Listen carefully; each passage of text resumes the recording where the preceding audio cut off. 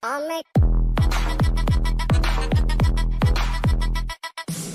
everyone, welcome on board. This is Anisha here, your guide and mentor for your NMAT and NMIMS preparation. I hope you guys are done and dusted with CAT and back on your preparation seats to make sure you guys crack NMAT. CAT acha gaya, bura gaya, please forget about it. It's done, it's over, you can't change it, right? Now let's make sure we do well in our NMAT exam.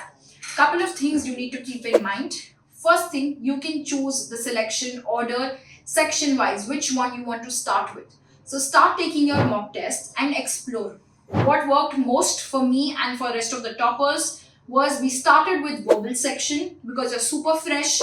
Quickly, the shortest and the sweetest section gets done and you're able to have a better reading speed for your RCs and para jumble based questions especially. So start with that.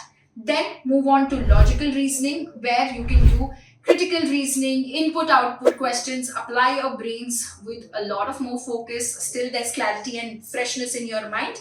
And last we come to the quants and DI sections, which is usually a little more taxing and more calculation intensive. That's the most recommended strategy that worked for me and quite a lot of toppers. If you want to try some different things, like there are some students who started with their best foot forward. So if your best foot forward works most for you, try it out in the mock tests. Make sure before your NMAT you give at least 5 mocks. Out of these 5 mocks, 3 should be non-adaptive and 2 adaptive. Why? Very, very important. See, adaptive mock means, or NMAT is adaptive, right? Adaptive means with every set of questions, the difficulty level will keep on increasing. If you're able to solve, great, it will increase the difficulty level. If you're not able to solve, you'll get easy questions only. The level which you are able to solve, that's based on your capability.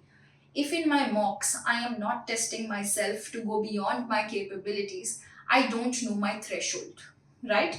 Which is why you should give non-adaptive mocks. There are fixed 108 questions coming for those 120 minutes. So you know, this is the difficulty level I cannot solve. So I need to practice, I need to study them, correct? So that's why 3 non-adaptive, 2 adaptive.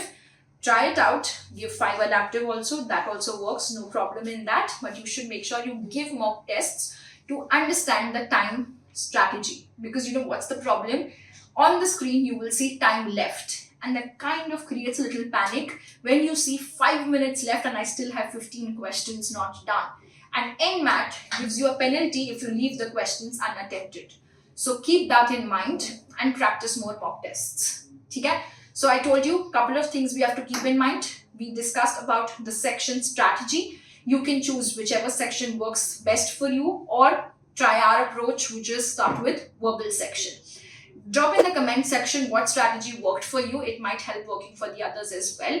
And if you have any doubts in particular topics, do drop that also in the comment section. I'll come up with videos to help you prepare. Let's say it's input, output, critical reasoning, clocks and calendars, and do some special videos for that as well, because now CAT is done and we have to make sure we crack NMAT.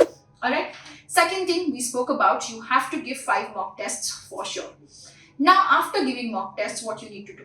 That's very important. So after the mocks, you are going to spend more time, that's 2 hours, on analyzing your mock scores, where we make a list. We call it as the SWOT analysis.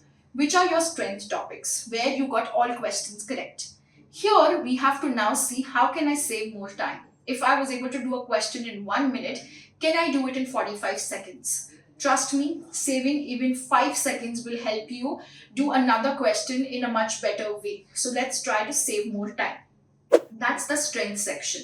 Then comes my weaker sections. Weaker sections are where I could do some questions correct, some questions wrong. So what you will do is, you will go back to your dashboard, revise the formulas and solve examples of those questions and practice the NMAT maximizer for those particular questions. Third is now my opportunity areas. Here I'm going to look at the topics where the questions were easy but you were not able to understand where and how should I start.